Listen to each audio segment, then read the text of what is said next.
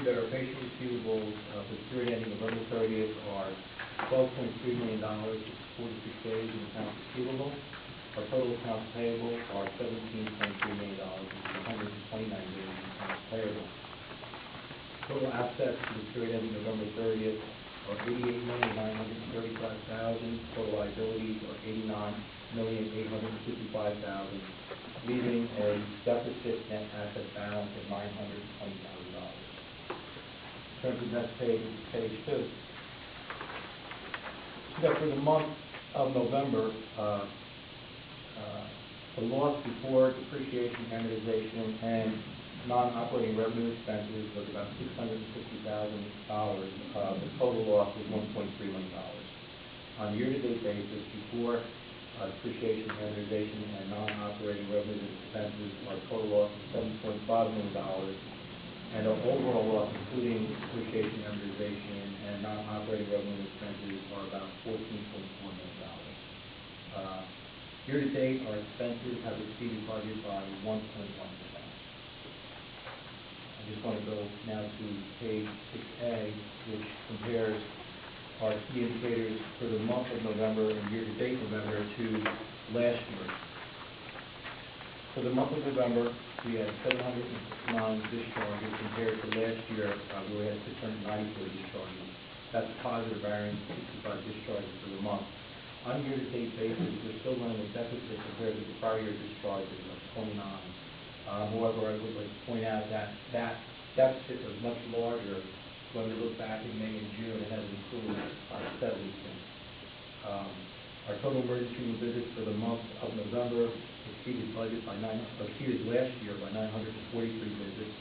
Total emergency room admissions exceeded last year by 155 admissions, and our surgery exceeded last year by 122 cases. CMI, the Medicare Case Mix Index for the month of November was 1.2497. That's an increase from the prior period of about 15 basis points, where we reported a CMI index of 1.0952, and that is what Spirit was referring to when we were talking about the improvement in the month and how that relates to CMI.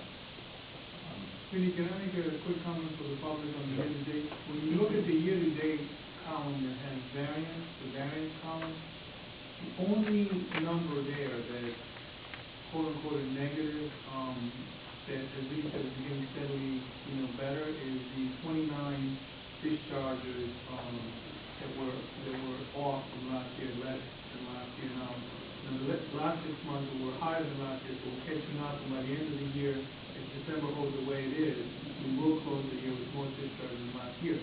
The next two, although they have negative brackets, are good indicators because one of them is on patient days and the other one is on average daily census.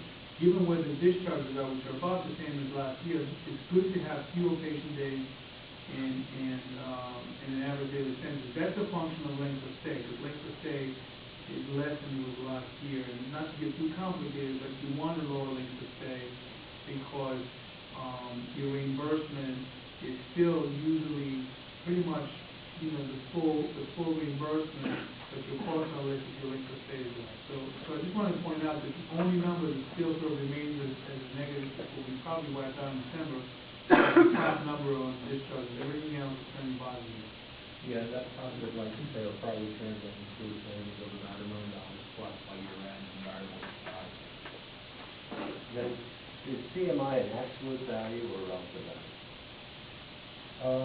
Because I know there's a 1. Right.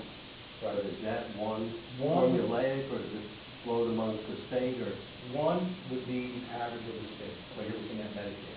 So anything that's above 1 would be your CMI, your Case Mix Index is higher than the average. So it's a relative value, but each year it changes based on the case mix of every hospital. But 1 is always the statewide average, but it's not an absolute. It's not an absolute. It's absolute. And also it's different by region. We have a higher, yes.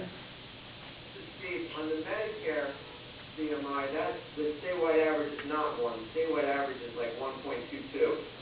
For the total hospital CMI, the state average would be 1. Yeah. I think that, yeah, Steve, thanks for the correction. I was just going to touch on that. I think the other thing, to answer the Commissioner's question, is if we're talking about the base rate is different depending on the location, where the hospital is, depending on teaching status, depending on the labor portion of it. So we, let's say two hospitals had a 1 as a CMI, our rate would be different from the rate in Ocean County, because they have a different base rate. Correct, Steve? Yes, that's also true. This is what's applied to your base, and then it will vary based on regional factors. For the public, on the phone is Steve Silverbaum, is the state representative on the hospital authority.